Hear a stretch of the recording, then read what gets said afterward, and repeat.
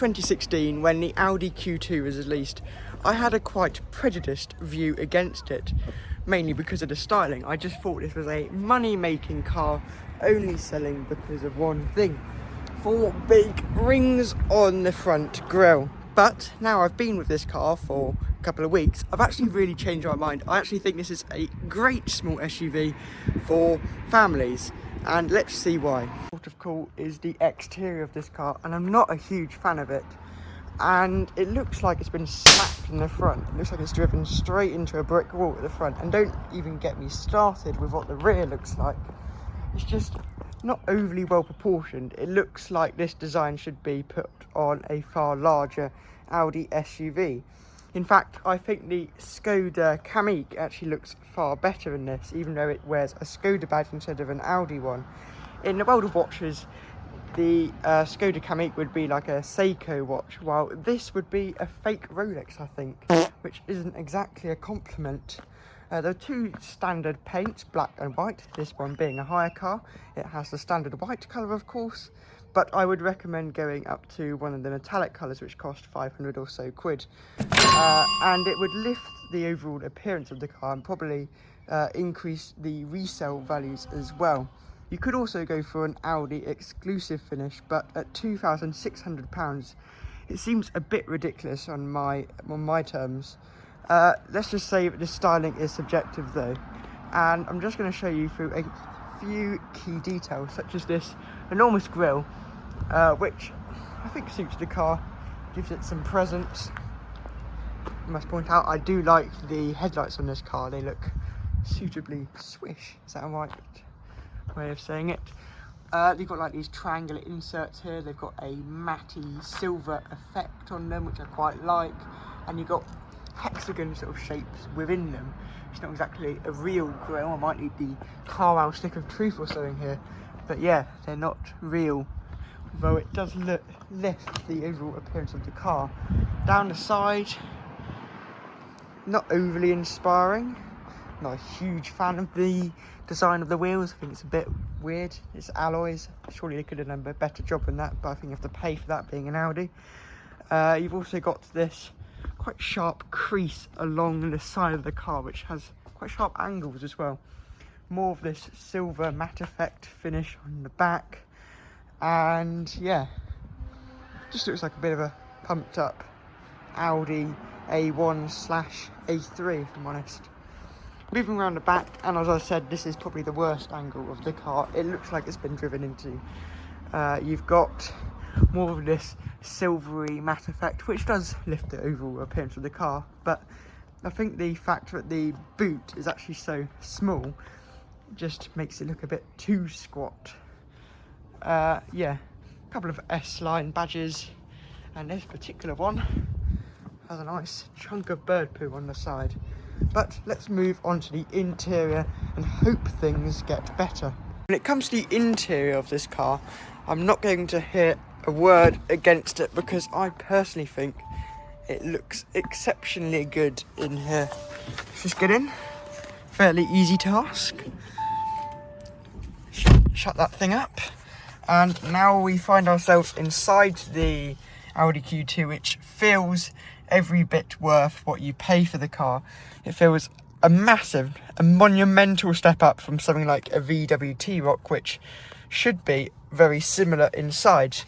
I mean, this car actually shares the same platform as the Audi TT, and you actually can see the similarities when you are on the inside of this car. For example, you have these lovely mechanical feeling turbine vents, which I'm a big fan of. And you've also got this S-line steering wheel. This isn't a really high spec car, but this steering wheel feels nice and solid, nice high quality, and it's got a really good design. I think best steering wheel I've ever seen. I can't remember what the McLaren one looked like, but this is the best in my memory. Let's just put it that way. Let's also check out the center console. A nice mechanical feeling rotary dial once again, just referring to my script here. Oh yes, we've also got physical climate control knobs, if I'm allowed to use that word, and they feel again nice and mechanical, nice and metallic feeling. And you've also got more of these toggles but not all of them seem to be filled in. That's just to remind you that you could have stepped up to the Vorsprung trim, but you decided not to pay the extra money. Let's also check out the quality. Dash, lovely, nice and squidgy. You got this material which feels nicely textured. It's got like a diamond effect to it, a bit like a quilted Bentley, in fact. Maybe not quite that nice. Scratchy plastic, but this is a small SUV. I wouldn't really expect anything else. And you've also got some shiny-ish matte effect trim on the centre console. Not quite as nice as the kind of stuff you'd get in a Mercedes-Benz. That's the piano black plastic, but this is far less likely to scratch. Right, let's just check out how ergonomically good the interior of this car is. I believe I have a bottle back here, and the bottle does not fit in this front cup holder. As you can see, I've already taken a lot of takes of this video because I've always tried the door bins though. Yep, they fit in nicely there. Lots of space actually, and it'll be the same on the passenger side. Try and stop getting my finger in the shots. An ergonomic flaw which I have actually found with the car is that when you're plugging your phone in, either to charge it or of course use Apple CarPlay and Android Auto, there's nowhere to put it other than the cup holder, but as the cup holders are so uselessly small, you could always just put your phone in there. You've got 12 volt sockets, as I said, heating elements, other stuff, and all your lighting, etc. So it's all laid out quite well. Let's move on to the infotainment now. Let's just plug in my phone. Takes a while to respond, does it? Here we are. Now we're into my phone, and you can see Teams. You can go and check out my homework. How lovely. One notification. Oh, need to do some homework this weekend. Google Maps, which is far better than the equivalent Audi system. Oh shoot. And then back. Saying this is all ergonomically sorted. And we've got Spotify, of course, so you can play your playlists, although I won't play mine because it's probably quite embarrassing. Audi MMI, I haven't tried that out. Oh, it just goes back to the same menu. Anyway, and speaking of the main menu, it's actually really ergonomically well thought out. I've always been saying about how BMW's iDrive is the best, most thought out. It's not as good as the iDrive system we'll find in BMWs of this era, but I think this Audi really has topped it. I didn't realise quite how intuitive it was. I haven't really used this system before, but after 5 seconds of being in this car, I figured out where everything was pretty much. You can go into the car, you can change the steering. I think this is, you can't do much else, but I think you have to pay extra if you want to change the dampers, etc. Sound, the actual stereo in this car is excellent and much better than much larger cars in this class. Radio, old-fashioned, not sure what that does. Phoning, of course. Map, if you want to use Audi's own satellite navigation thing, but I wouldn't. And you've also got the digital dials, which are the best in the class. These are exceptional. I can't even believe you get digital dials in this style of car. I just need to try and change it. There we are. That's the best view. So you have the maps here and the small dials down there. So you can never really take a wrong turning. There's no excuse for it. And it's all nice and easy to understand. I'm pretty sure I could get my nan to do this and she'd pretty easily find out what to do. But yeah, it's all very nice and very crisp as well. High quality definition rather than the small little displays other cheapskate manufacturers like putting in. Other highlights quality wise, nice metallic feeling there, Audi logo. So I don't think you'd have that in a Skoda or a Seat. And these seats as well, must point out, very supportive, feel high quality. The cloth feels high quality. Actually, I'm quite glad that they have cloth in them. I quite like half cloth, half leather seats. I think they feel suitably high quality, but yeah, very impressive. Other practicality is the glove box. Let's see how well damped it is. That's like Rolls-Royce level, I'm pretty sure. and you've got a decent enough amount of space back there and some places to store like a ticket or something. Anyway, that's all for the interior. Let's move further back in the car. Getting into the back of the Audi Q2, and I've cleaned it out for you so it doesn't look quite as dirty. I must point out, getting into the car isn't actually that easy. If you look at the amount of space your legs have to travel to get into the car, there's actually quite a lot, but I'm not going to complain. 15 should be able to deal with this. Oh, and I'm in. And the space is hit and miss. There's some points, such as the headroom in this car, which is... oh, I have to try and play around the camera here. Headroom is excellent. Loads of space. It's like one of those special Volkswagen Golfs with the extra headroom. They're really weird though. I hate those cars. Anyway, knee room is decent enough. I've set the driver's seat for me sitting in it. I'm 6 foot, and yeah, knees are just touching the seat, but you don't really expect much more in this class of car. Let's also check out the practicality for things like bottles again. That fits in that door bin. That door bin looks small, but it actually disguises its size quite well. And that also fits in there, of course. Got Isofix covers in the back. They clip off. Easy to lose, but never mind. Just intuitive. Like the most of this car, it's all quite intuitive and well laid out, like you'd expect an Audi to be. Other thing to mention is the footwells are nice and big. You can stretch your feet out reasonably far, and you've got a good amount of under thigh support. My legs are not up at my face. Let's also check out the middle seat. May as well. This is going to be a struggle. You sit nice and high. Headroom does feel quite a bit tighter now because it is raised up quite high, but you've got a good amount of footwell space, but you do have to have your legs quite wide because the backs of the seats do protrude quite far backwards. Speaking of the seats, they're very nice in the front, but they also block a lot of your visibility, which is a bit annoying. And the windows are nice and small, so it does always feel a bit cramped. I definitely recommend trying to get one with a panoramic glass roof, but I think you have to pay quite a bit more for one of those. Anyway, let's move further round to the very back of the car now. It has an electrically operated boot, which is one more problem to go wrong when this car gets a bit older. But anyway, it's actually suitably fast, unlike most electric boots, which take forever. Right, there's 405 litres of space back here, which is slightly below average in the class.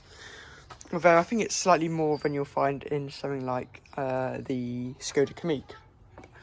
But it's not a very usable space either. You can see from this angle, the roofline does actually slope quite a bit, so it's like a triangular shaped boot.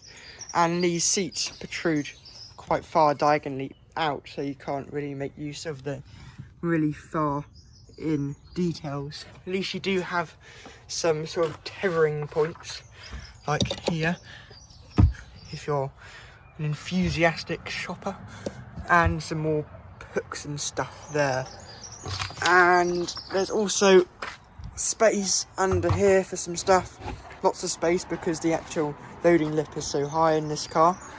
And I suppose there'll be a space saver which goes in there, although being a higher car, there is no space saver, along with mats, which I find a bit odd in the car. Oh shoot, don't want to break anything. There is a parcel shelf as well for this car, of course, so no one is looking on the inside of your car and looking at your belongings. Anyway, I'll just show you how quick it is to close the boot.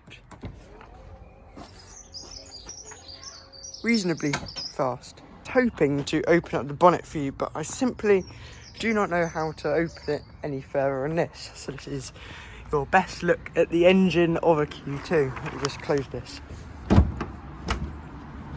Done, I think. That's a good amount of panel gap. You don't really get a panel gap on an Audi, do you? Anyway, the engine lineup has actually been drastically reduced to only the 30 TFSI and the 35 TFSI. The latter would be my pick, as it just has more punch. This one can feel a little bit underpowered. As you can see, we have the 30 TFSI here. Just move back round to the front. although there's nothing to see at the front. Anyway, there are also diesels available. There were diesels anyway, but you'll have to look on the used market for one of those. This particular example is also a manual. It's just based on what kind of tasks you're going to be using the Q2 for. If it's more like in town, I suppose the manual will be fine, but when you're out on the open road, you probably prefer the benefits of an automatic, although being an Audi, you have to of course pay for that. There's also an SQ2 which you can buy new. It hasn't been taken off the website yet, although for that price I'd probably try and spend that money on a Q3 or even an SQ3, because it does creep up the price when you start going for things like the SQ2. Anyway, where this car matters is on the road, and sadly I still have a few more years until I can properly test it on the road, although I have been a passenger in this car and I can give you my verdict from that point of view, and I've also checked out the reviews so I can give you a good idea of just how good this car is to drive. In town, the Q2 is nice and manoeuvrable despite having a larger turning circle than its competitors. Visibility forward is good because the A pillar is nice and thin, but the B and C pillars are like massive brick walls and you cannot see around them. The view out the back window is also restricted because the head restraints are quite high up, and the view out the back window is restricted due to the fact that the window itself is small too. The ride on the Q2 is also quite harsh. It's never really settling on the road, but saying that, the ride does feel nice and composed, and it's never crashy over like bigger imperfections in the road. Considering this is a high riding car, it has very similar handling to what you'll find in the A3. I suppose that's the advantage of having stiffer suspension. The steering is also quite nice and inspires confidence well. It grips well too, and ultimately you're not going to find a much better driving car in this class. But that's not to say it's fun, which it doesn't quite deliver on. When buying new, the Q2 cost £27,135. I'd go for an S-Line, which adds the sported detailing, but without the excessive cost of the Black Edition. As I said, I'd opt for the 35 TFSI engine. You have the option of manual or automatic, as I also said, and I'd pick whichever one suits your needs best. This means that the Q2 in this configuration would cost you £31,385, which is more expensive than rivals, but of course you're paying for an Audi instead. I'd personally go used and find an example like this one. This one has 25,000 miles on the clock, and it's an Audi main dealer car. It has a pan roof and in my preferred trim. This cost £21,950. You could also go for a Vorsprung model with all bells and whistles, including adaptive suspension. This will cost you £35,000. I think that's the end of this video though. It's been quite a long one. Hope you enjoyed it, and see you in the next one.